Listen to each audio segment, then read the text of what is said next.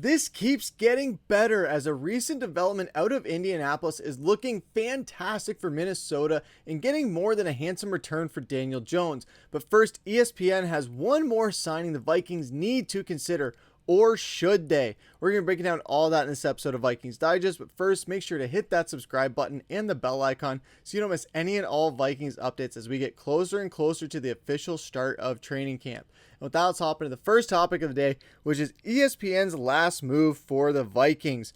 So ESPN put out an article the other day of proposing one final offseason move for all 32 NFL teams. And when it got to the Vikings, there was a surprising name to say the least, and that was edge rusher Matthew Judon, saying that the Vikings are set with their starting edge rushers in Jonathan Greenard and Andrew Van Ginkel. They have 2024 first-round pick Dallas Turner waiting in the wings, and then after that, well, who is Bo Richter? Answer, he's a second-year undrafted free agent who played 29 defensive snaps last season and is currently the number 4 edge on the Minnesota depth chart. The Vikings could really use a veteran to provide depth and rotate in every so often. Judon had a disappointing 24 season with just 5.5 sacks for the Falcons, and he seems to be on the decline. He turns 33 in August. Yikes. Still, he can get after the passer, and some reps as a backup might really rejuvenate his career. So this is one that initially when I looked at it, if you were to have asked me a few years ago, I would have said absolutely jump all over this. But in recent memory, Matthew Judon hasn't really brought the production that is warranted with the contracts that he was signing. You see there where the cap hit in the past couple seasons with Atlanta and New England, where he had 6.735 last season, 16.5 the season before that where he was injured, and then 14.5 before that and 6.5 before that. So this is a guy who warrants a very hefty price tag. However, this is the NFL, and we're not in the business of what have you done for me in the past. It's in the business of what have you done for me lately.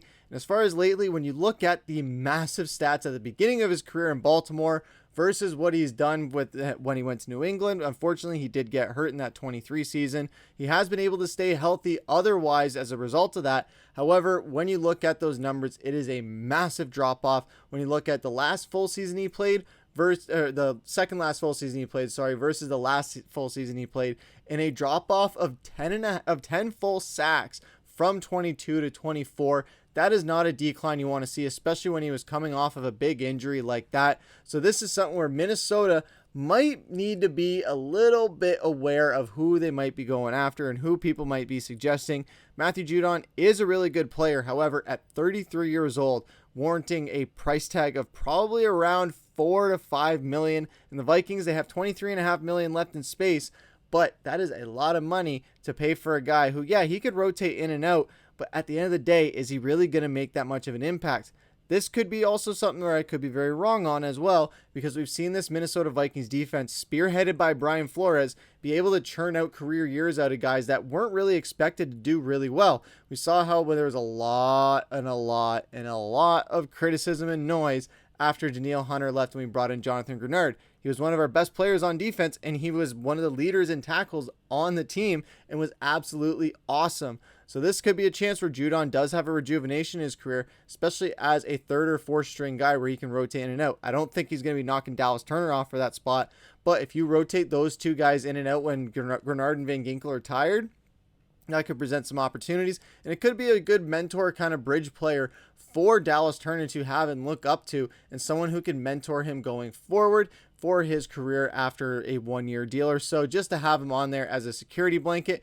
And hey, if you want to try and get a ring for your last season, let's see if we can do that for you on a 1-year deal where you can go and ride out with a Super Bowl ring and you can go retire happily. But what do you guys think about the possibility of getting Matthew Judon? Are you all for it? Are you saying absolutely not, stay away from that with a 10-foot pole? Or are you saying, yeah, maybe not, let's give it a whirl, see if he can do something on this Vikings defense that he wasn't able to do in New England or Baltimore or Atlanta for that matter?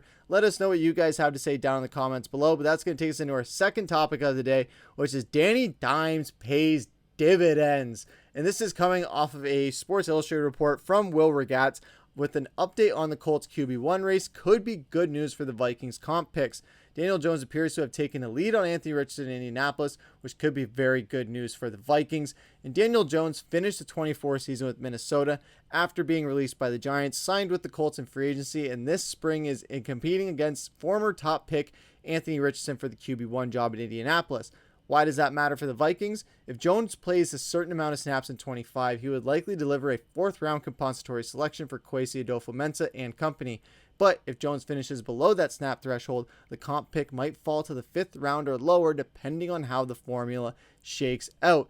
Now, as far as the formula and what that would mean, we're going to get to that in a second, but the early returns are promising. Jones reportedly had a solid offseason program for the Colts, while Richardson watched from the sidelines after aggravating the surgically repaired AC joint in his throwing shoulder. He just can't stay healthy.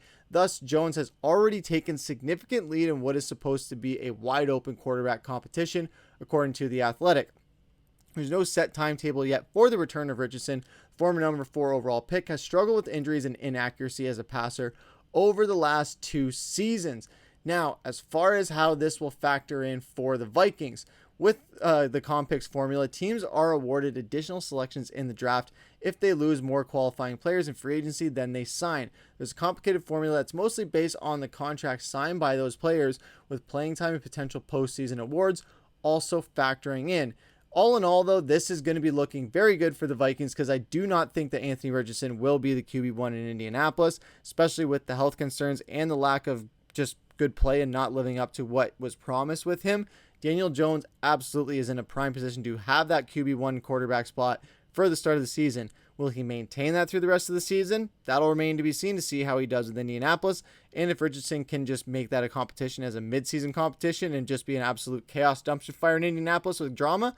Go for it. Have fun, Shane Steichen. Good luck with that. Minnesota, we ain't going to be worried about any of that. But what is going to be worrisome for Minnesota, or what we are looking at, I should say, is over the cap's Nick Corte, who is one of the leading experts in tracking compensatory picks, currently projects the Vikings to receive an extra 3rd rounder for losing Sam Darnold, 4th rounder for Jones' departure, and a 7th rounder in next year's draft, with 6 picks of their own, which would bring the Vikings 9 total selections for next year. If you look at that graph there, you can see where exactly those compensatory picks are coming from, where they lost them from, and all that happened in free agency. But overall, Minnesota is looking like next draft could be a big one with 9 total selections, because for the 2nd year in a row, they're expected to receive the most valuable compensatory pick of any team, sitting just inside the top 100 overall. This past year, it was for losing Kirk Cousins to the Falcons. This time, it'll be for Darnold signing with the Seahawks. Then there's the 4th rounder projected for Jones, which will depend on how much he plays for the Colts. Exact threshold is unclear, but it's somewhere in the 25 to 50% range. And lastly, the Vikings could even end up with a 3rd comp pick, this one at the very end of the draft, if Trent Sherfield, who went to Denver, or Johnny Mundt, who went to Jacksonville, wind up playing a significant role with their new team.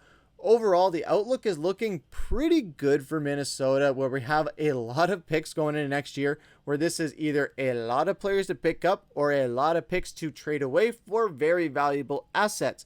Jalen Ramsey is one that could be out there, where with the salary cap being where it is, this year it might work, but next year is where there would be a lot of troubles with that, and that's probably why Minnesota hasn't gone out and tried to get him, or that's why they didn't go out and get Jair Alexander, or that's why they just haven't made a massive splash for a cornerback. You could go out and get Stephon Gilmore to have a veteran familiar face in there, or if they're going to pay Matthew Judon that money, I don't know. That would be a massive mistake in my eyes, just for the age that he's at. There are some other players you could go out for, but I also see Kwesi definitely moving these draft picks around, where he could maybe package a couple of them to move up into a higher 1st round pick, or even better as far as multiple 2nd rounders or something like that. We know that Kwesi loves to move stuff around at draft day and during the season, so I guarantee that these 9 picks are not going to be the same 9 picks that we are going to be seeing at the 2026 draft next year.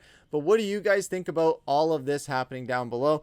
What do you guys think about how Daniel Jones is progressing? Do you think we're going to get that higher compensatory pick because of his snap share? Do you think he's going to be the starting quarterback in Indy? No, it's not a Vikings related question, but if he does start, that does affect us a lot more. So we want to see him starting for sure. But what do you guys think about everything that we've talked about in this episode? And what do you guys want to see as the biggest storyline heading into training camp? Let us know down below. We might cover it as a potential video in the coming future. But that's going to do it for this episode of Vikings Digest. I've been your host, Griffen. Take care.